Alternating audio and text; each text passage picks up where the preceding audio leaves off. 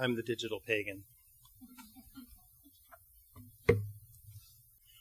Our opening words come from Gottfried Blimna, Nature and I always find the moods within are carved by weather, clime, and time, and I can scarcely be myself apart from nature's paradigm.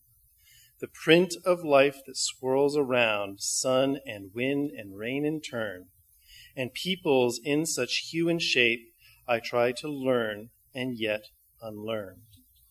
For deep within the heart of life unfolds a precious mystery, spurring seasons, freshening change, and plaids the tides of history. Welcome to the almost summer solstice. We passed it a few days ago, but we're always come on Sunday, so we'll just have to adapt. The opening words remind us that we are part of nature's cycle. No matter how advanced we become, no matter what knowledge we obtain, no matter what technological capabilities we have, we are part of nature's cycle. And when we forget that, we forget who we essentially are. Today, we're thinking about the cycle of the seasons and what it means to each of us.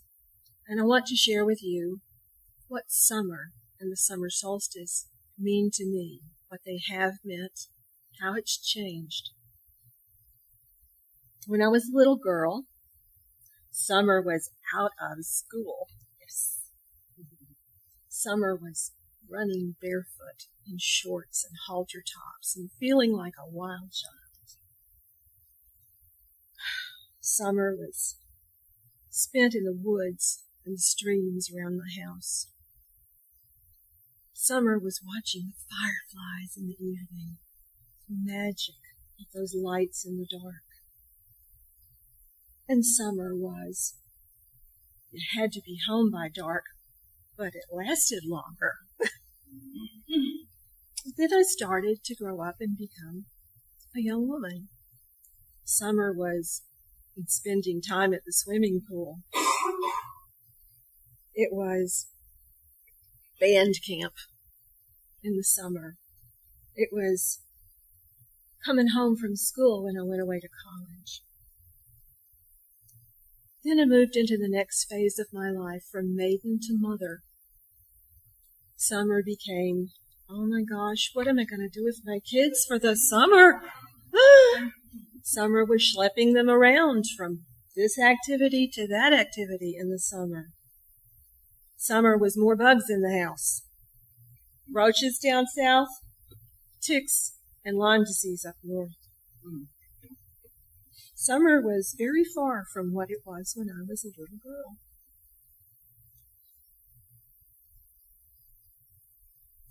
Because of several things that have happened in my life in the last few years, geology being one of them, as you know, and understanding deep time and the earth, there's been a recurrence, a renewal of that feeling of connection that I had when I was a little girl. Also, earth-based spirituality has given me a lot, including things like this ritual, that just give you a way to stop and recognize your connection to all that is and to the earth and the cycles of the seasons. So, I just want to share with you that you too are connected. You should take time during the beautiful summertime in particular, when the earth is so verdant, so bursting with life. Take time during the day to notice the green all around you, the color of the flowers, the breeze that brushes past you on a hot day. Take time to cool the evening, to see the fireflies, to look at the stars. Take time to be a part of it all, and let that nourish your spirit. Good morning. This is a poem from Ireland by Sinead Tynan. It's called A Summer Breeze. The wind it blew in through the trees, along the leaves a summer breeze.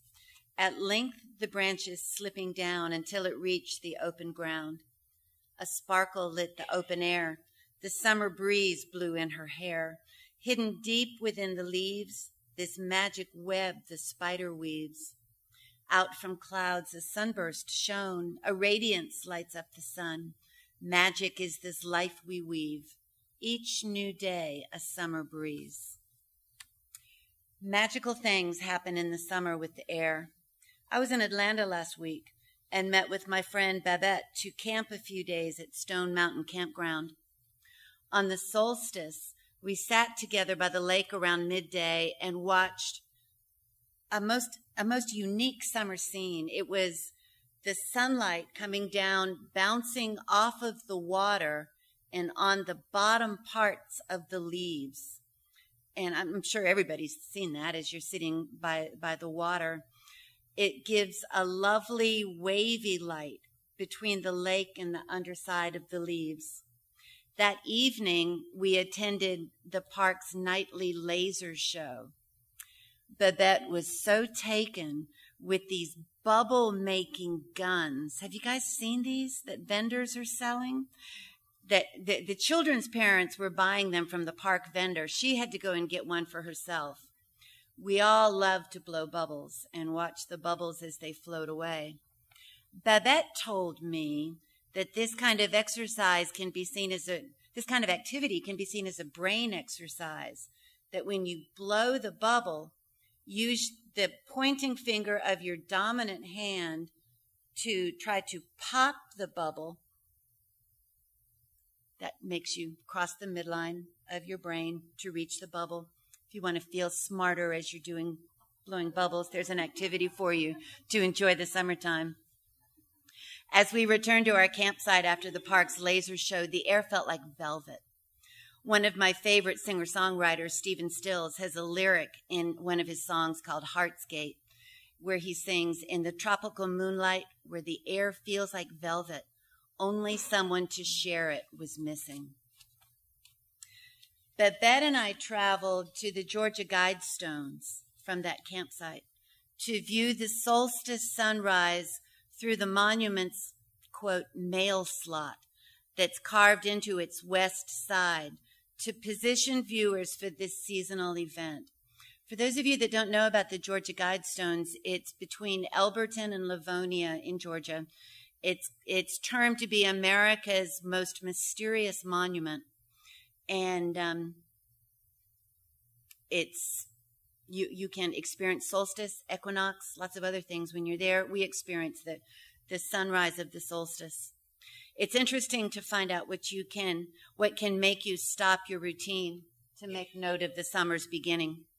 The air of summer with its smells, its light, its weight, its waviness from refractions. These can be primal experiences of reverence in and for the natural world, and this precedes theology of any variety. The cover story for this month's UU World discusses the organic human experience that requires no supernatural explanation. Our aesthetic sensibilities are a product or a byproduct of the evolutionary pressures that have shaped us for reproductive success in our particular ecological niche. Kendall Gibbons, who is the article's author, wondered if the most essential tenet of liberal religion could be that each one of us is responsible for what we do with and about and because of experiencing reverence.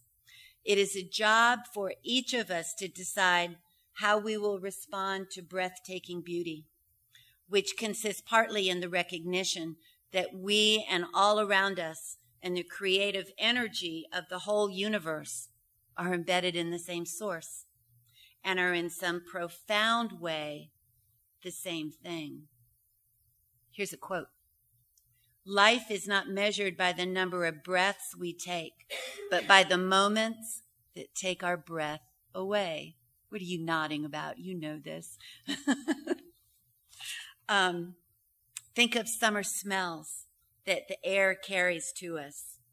Gordon and I have offered an auction item that will be held in a couple of weeks, which was promised to be popular due to the delicious smell of honey that fills the air with robbing the beehive and extracting.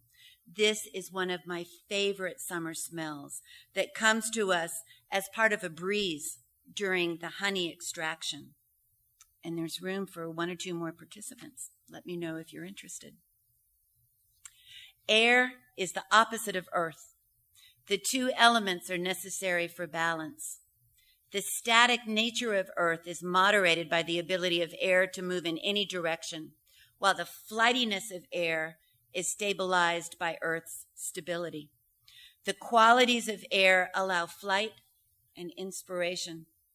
It is a very active element, having the ability to promote movement and change. Along with water, air helps to shape and activate the surface of the earth.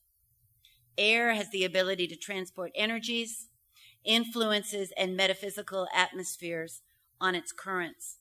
The energies of change especially are carried on winds. A shift in atmosphere or circumstances is often presaged by a sudden stirring of wind. I'll close with words from Henry Wadsworth Longfellow. Then followed that beautiful season, summer. Filled was the air with a dreamy and magical light. The landscape lay as if new, created in all the freshness of childhood.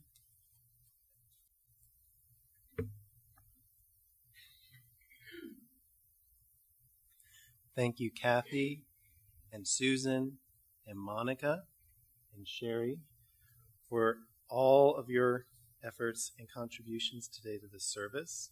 And thank you all for your generosity and time. And thank you for She Sings for their absolutely, moving is not the word for me. I'd have to say transportive music. I don't know if I can follow Kathy up. That was just so beautiful. I'm going to have a hard time with this one. Darn you. Oh, all right. As Kathy said, movement, where she describes it as air, is essential for life. However, at this time, at the time of solstice, we are looking at an extreme.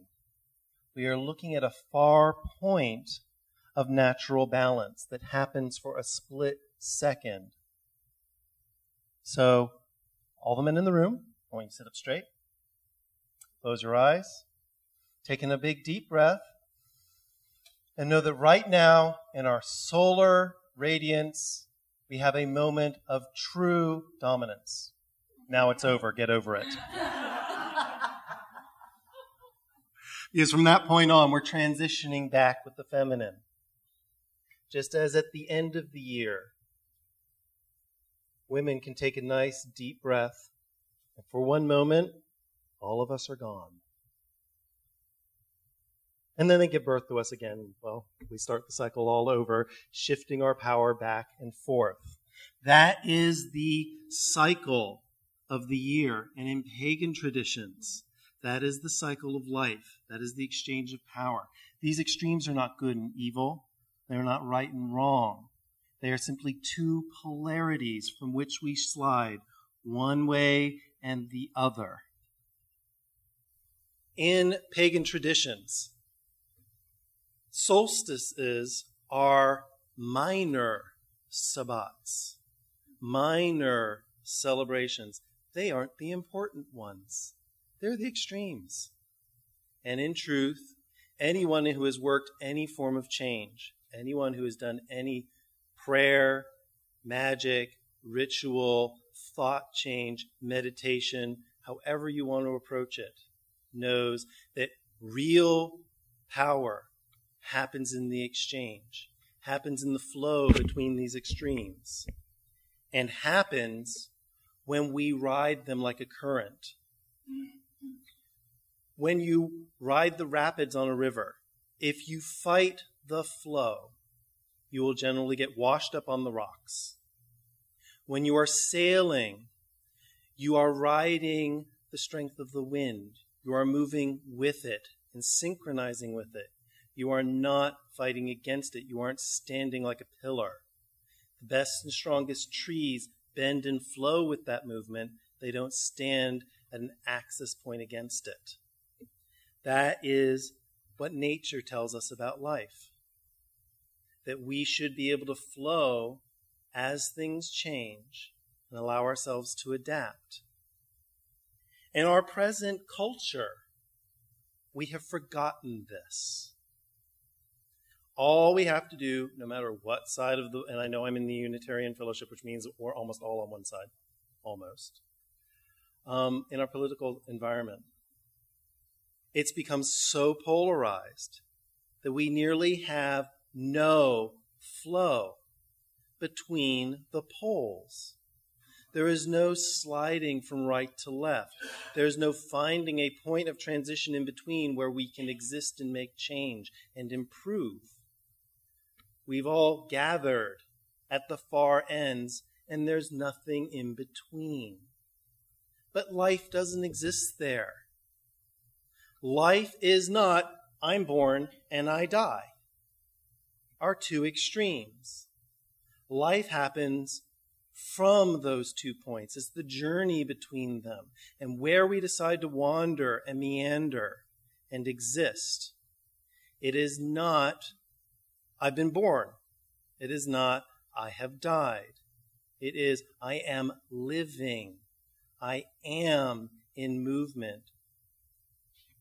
We have to remember that no matter what our viewpoint is, whether it's from a religious standpoint, a political standpoint, a personal moral standpoint, that we are simply one point in a continuum that is continually flowing back and forth. And the strong points, the high notes, the loudest sounds move as we play in the music, as we swim in the water, as we feel the breeze swirl about us, and on the very extreme ends, when the earth moves under our feet.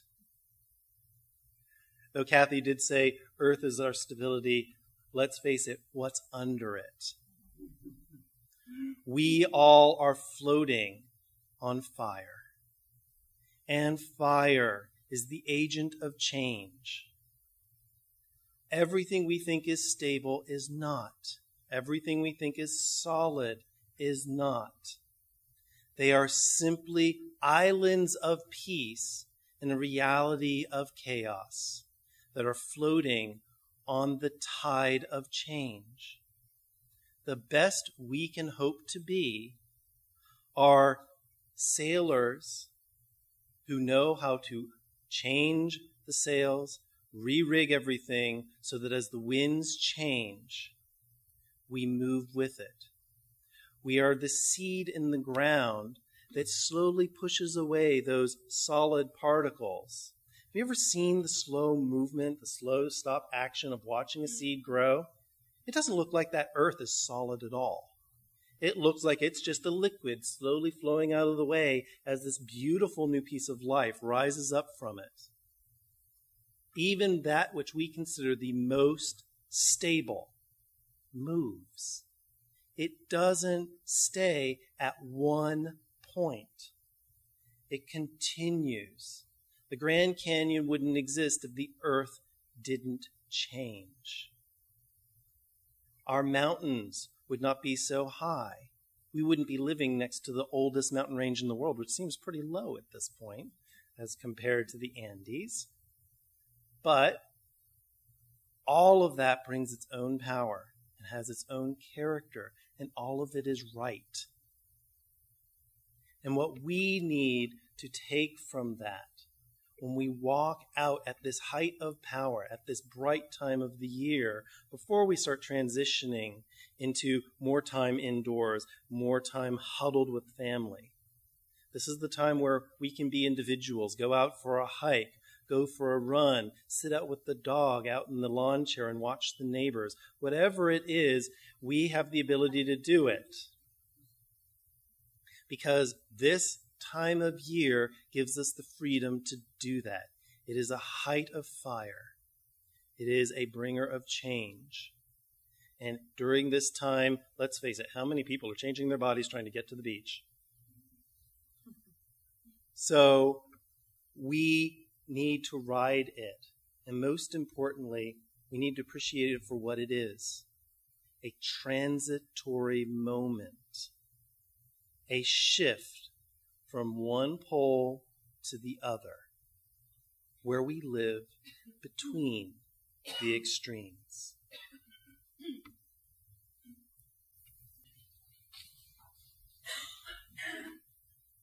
Guardians of the Northern Gate, we thank you for your support and the bounty of community.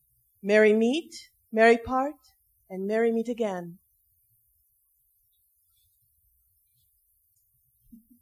Guardians of the Western Gate, we thank you for your grace and for peace of heart. Merry meet, merry part, and merry meet again. Guardians of the Southern Gate, we thank you for your light, for the vitality of life. Merry meet, merry part, merry meet again. Guardians of the Eastern Gate, we thank you for your breath and for the clarity of thought. Merry meet, merry part, and merry meet again.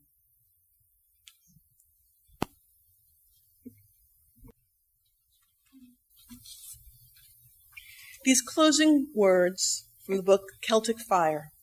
Summer. Nature's face smiles in the summer, her breath sweet, her eyes soft hazel. The sea is calm, its waves gently licking the sandy beach. The rivers skip quietly down the valleys, speckled salmon leaping in their crystal waters. Bees struggle to carry in their feet the sticky harvest from the flowers. Ants scurry hither and thither to gather food. It is the season for long journeys, for the days are long. Robbers have no darkness to hide their evil deeds, so the lanes are safe. A cheerful breeze sweeps the top of the trees, while below the heat settles on the earth. The dogs are too warm to bark, the cats too lazy to hunt. Men must rest every hour from their sweaty labors, and the women work in the shade.